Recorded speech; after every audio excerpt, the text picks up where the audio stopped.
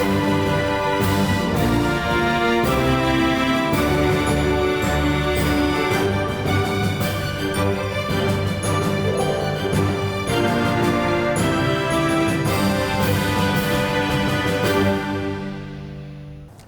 pemirsa, senang sekali rasanya saya Wahyu Diritonga kembali hadir dalam program Tokoh Kita. Dan kali ini kita akan berdialog, berbincang-bincang tentang keseharian dari Kepala Badan Pengawas Obat dan Makanan atau yang biasa kita kenal Badan POM Republik Indonesia, yaitu Ibu Penny Lukito. Apa kabar Ibu Penny? Baik, terima kasih. Alhamdulillah sehat ya Bu Penny ya? Ya, Bu Penny, kesibukannya kesehariannya ini belakangan ini apa aja nih? Kesehariannya ya sebagaimana dalam 3 tahun terakhir ini ya, dalam penugasan Bapak Presiden Jokowi sebagai Kepala Badan POM, tentunya utamanya adalah tugas saya menggerakkan seluruh jajaran, pimpinan dan jajaran Badan Pengawas Obat dan Makanan di seluruh Indonesia.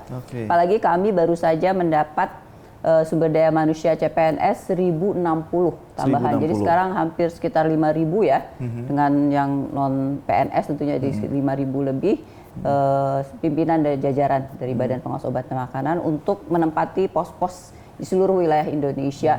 Plus dengan kantor kami ada tambahan 40 kantor. Jadi bayangkan kan kegiatannya, di mana juga terus kita harus secara intensif menggerakkan pengawasan obat dan makanan bersama-sama dengan mitra lintas sektor, stakeholder kan, karena pemangku kepentingan atau stakeholder dari pengawasan obat dan makanan kan pada kategorinya 3, pemerintah pusat, pemerintah daerah, kemudian pelaku usaha, dan yang ketiga adalah tentunya masyarakat, termasuk di dalamnya juga adalah asosiasi profesi, kemudian para masyarakat juga kan, organisasi masyarakat. Kita harus bergerak bersama-sama untuk pengawasan obat dan makanan. Oke, Bu Penny, di luar kesibukan dan tugas sebagai Kepala Badan POM, selanjutnya bagaimana nih Bu Penny membagi waktu dengan keluarga itu seperti apa?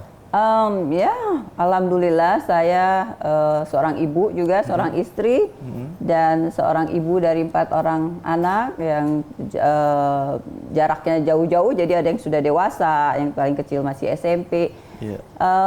Alhamdulillah bisa saya lakukan karena ada pemahaman tentunya, dan itu karena sudah biasa sih ibunya sibuk. Karena sebagai karir saya di dunia birokrasi kan udah lebih dari 25 tahun.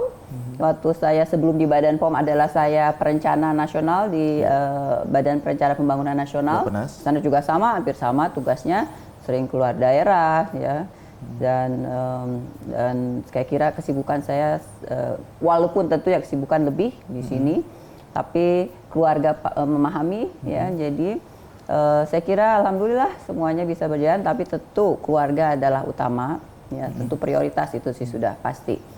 Tapi tentunya dengan kerjasama yang baik dengan suami dan dengan anak-anak yang sudah paham tugas dan tanggung jawabnya masing-masing, kita tinggal saling mengingatkan ya. Sekarang apalagi alat telekomunikasi kan, WA selalu bisa komunikasi.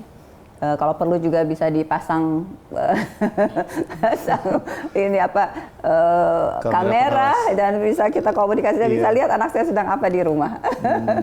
Baik, Bu Penny, sebagai Kepala Badan POM Republik Indonesia, banyak masyarakat yang mungkin ingin mengetahui nih, dulu itu masa kecilnya Bu Penny ini cita-citanya pengen jadi apa sih sebenarnya sampai akhirnya sekarang menjadi Kepala Badan POM? Iya, cita-cita saya ingin sekolah setinggi mungkin. Dari kecil memang saya seperti itu.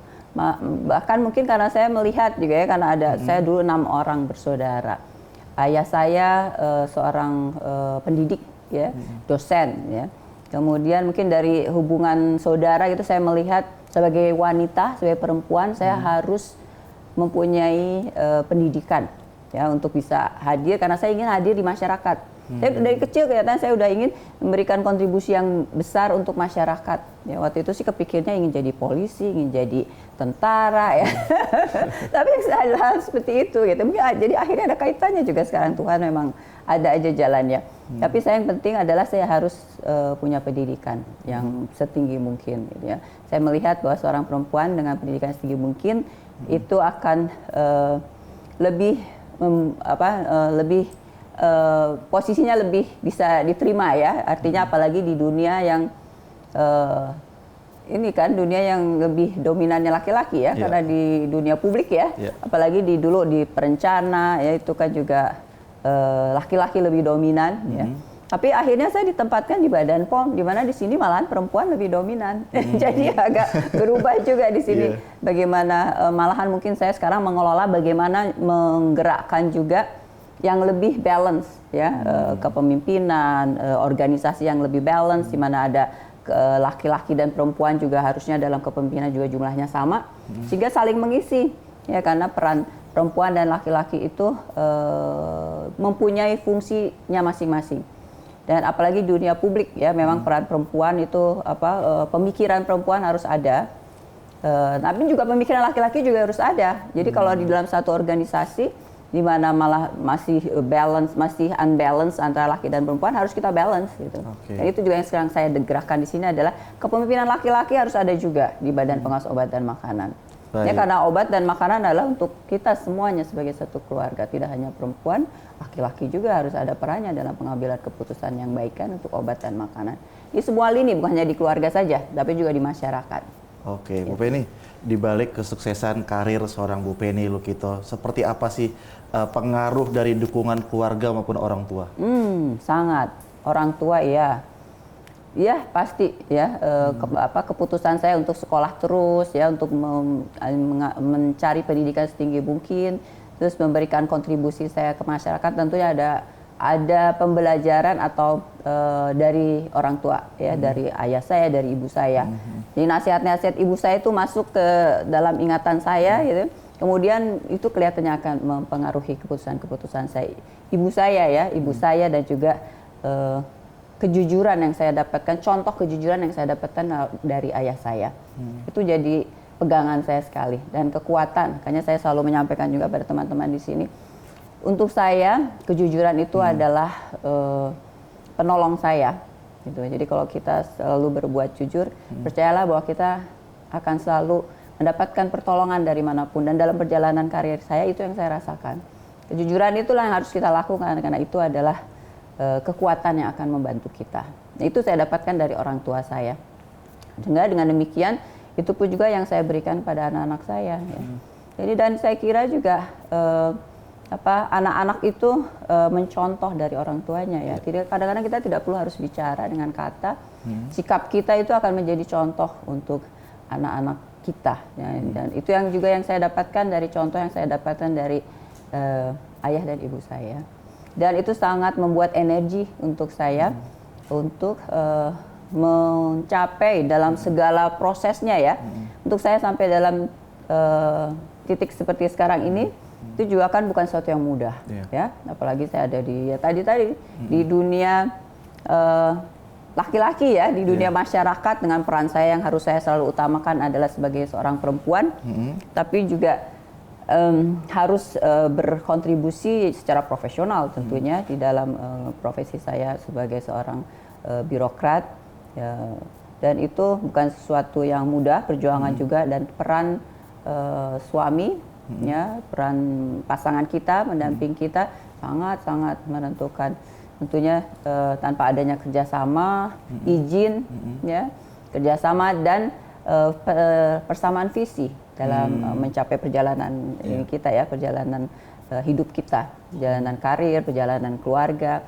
Karena selalu yang saya utamakan itu adalah memang keluarga sih. Ya, contohnya adalah pada saat saya awal-awal meniti karir saya lebih memilih untuk pada saat anak-anak saya masih tumbuh ya, saya lebih memilih untuk lebih waktu saya adalah lebih baik bersama anak saya misalnya dibandingkan saya ke luar daerah gitu. Itu saya pada saat saya bisa memilih ya.